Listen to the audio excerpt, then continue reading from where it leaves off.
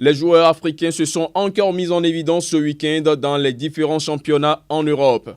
En Allemagne, le Camerounais Eric Massim Choupo-Moting de Schalke, qui a déjà signé un doublé il y a 2 week-ends et 2 passes décisives lors de la dernière journée, a poursuivi sa percée en signant un triplé sur la pelouse de Stuttgart, battu au finish par 4-0. Avec 8 buts déjà marqués cette saison, le Camerounais est en train de confirmer son talent. En Bundesliga, le Borussia Dortmund peut remercier le Gabonais Pierre-Emerick Aubameyang, auteur d'un centre pour Gundogan, qui a marqué le seul but du match. Le Gabonais a également inscrit un but sur une tête plongeante, mais celui-ci a été refusé pour cause d'hors-jeu. En Angleterre, Papis Cissé, avec Newcastle, peut être fier d'être l'homme qui a mis fin à l'invincibilité de Chelsea cette saison en signant un doublé décisif. Du côté des Blues, Didier Drogba a également marqué en réduisant le score de la tête. Toujours du côté de l'Angleterre, l'Ivoirien Yaya Touré de Manchester City a été une fois encore décisif samedi contre Everton de Samuel Eto'o. Le but a été marqué sur un penalty qui a permis de décrocher la victoire 1-0.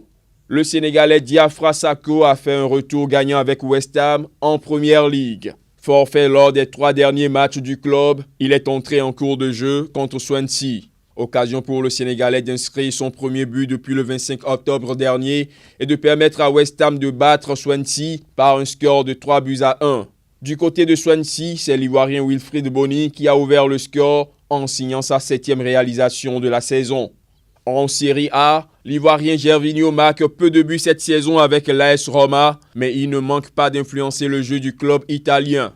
Entré en cours de jeu, il a permis à l'équipe de revenir au score contre Sassuolo, 2 buts partout, en provoquant un penalty sur une main adverse dans la surface de réparation et en initiant le but de l'égalisation. En Ligue 1 française, le Ghanéen André Ayew, pour son premier match avec l'Olympique de Marseille depuis plus d'1 mois, a été décisif. En reprenant une frappe de Romao repoussée par le poteau, il a permis aux Phocéens de l'emporter 3-1. Toujours en France, le Malien tchèque Diabaté, rentré à l'heure de jeu alors que Lorient menait 2-1, a renversé la vapeur en 2 minutes, permettant aux Girondins de Bordeaux de s'imposer 3-2.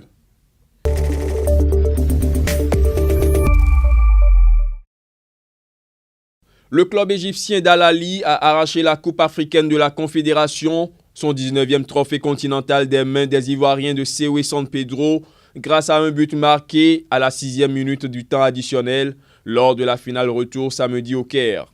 Les Kairotes, battus 2-1 à l'aller à Abidjan, remportent donc pour la première fois la seconde Coupe africaine au bénéfice du but inscrit à l'extérieur, critère départageant les équipes en cas d'égalité à l'issue des 2 rencontres. C'est un but du vétéran Emad Meteb qui a permis au club égyptien le plus titré du continent africain de s'imposer 1-0 face à des Ivoiriens qui regretteront sûrement plusieurs grosses occasions manquées.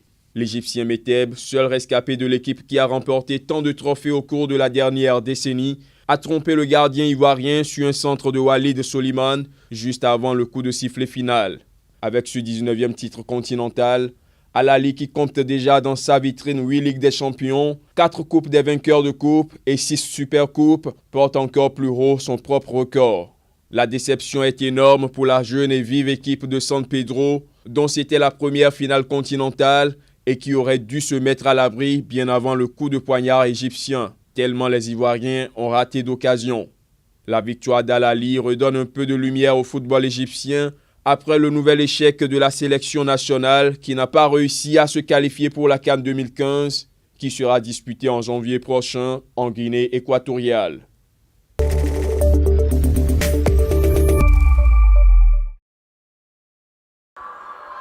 Dans son petit appartement à Albi, Stéphanie ne se lasse pas de revoir son but. Aujourd'hui encore, elle a du mal à l'expliquer. Je touche d'abord la balle du pied droit, puis du gauche, je la fais passer au-dessus de la tête des défenseurs et elle va directement dans les buts. J'ai eu la chance que ça ne touche pas le poteau, c'est arrivé tellement vite, c'était probablement juste instinctif. Lorsque Stéphanie réussit ce petit miracle en octobre 2013, elle joue alors chez elle en Irlande au sein de l'équipe des Peamount United. C'était lors d'un match de championnat. Son entraîneur de l'époque décide de diffuser la vidéo de son exploit sur YouTube et là, tout bascule. Plus de 3 millions de vues et une sélection pour le prix Puskás qui récompense les 10 plus beaux buts de la saison. Elle est la seule femme en lice et côtoie des footballeurs du calibre de Zlatan Ibrahimovic ou James Rodriguez. Un véritable rêve éveillé pour Stéphanie, qui joue aujourd'hui en France dans l'équipe de l'ASPTT d'Albi, promue en première division. C'est ici, dans ce vestiaire, qu'elle continue de s'entraîner à jongler en attendant que la shortlist des 3 plus beaux buts de l'année soit dévoilée. Je suis la seule femme du groupe, c'est évidemment un grand honneur en tant que footballeur. Être parmi eux, c'est quelque chose de spécial, c'est unique et je m'en souviendrai toute ma vie. J'aimerais juste franchir encore une étape et faire partie des 3 premiers. À tout juste 25 ans, l'attaquante irlandaise a signé son premier contrat pro. 800 € par mois et un logement de fonction. Et son nouvel entraîneur est son premier supporter. Il y a des beaux buts évidemment, mais elle, ce qui un peu va la pénaliser, c'est que ça a été réalisé par un petit montage amateur, alors qu'on voit des buts de la Coupe du Monde filmés dans des conditions optimales. Mais en même temps, elle peut peut-être aussi avoir le revers de la médaille, à savoir que c'est une femme, elle joue dans un club amateur, et vous imaginez ce que ça peut buzzer quoi, sur Internet. Et donc je pense qu'elle peut peut-être bénéficier de ça aussi, du fait qu'elle soit peu connue, et que les gens aient envie d'un peu de changement, ça peut aussi l'aider. Créé en 2009, le prix Puskás n'a encore jamais récompensé de footballeuse. Si Stéphanie ne devient pas la première femme à le remporter, elle pourra au moins se consoler en réalisant un autre rêve, rencontrer Ronaldo, son joueur préféré, qui sera présent lors de la cérémonie de remise du prix en janvier prochain à Zurich.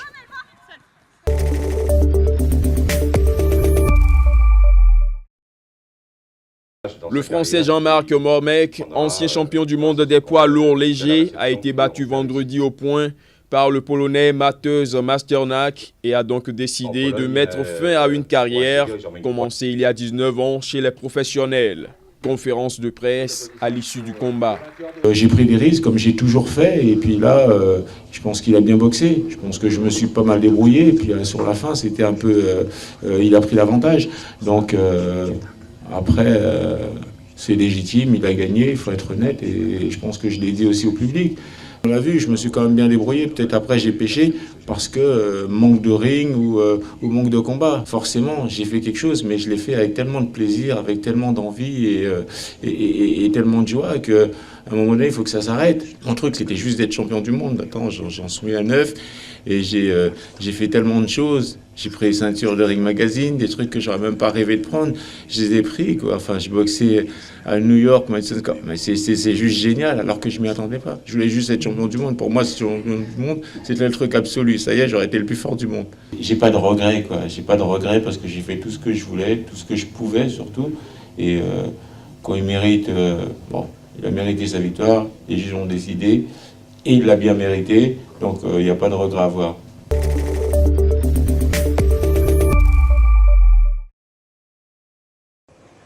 À 2 pas du premier stade au monde équipé d'un système de climatisation, les ouvriers apportent les touches finales à l'arène Ali bin Hamad Al Attiyah de Doha. Construit en 18 mois, il accueillera dans quelques semaines les épreuves du championnat du monde de handball masculin.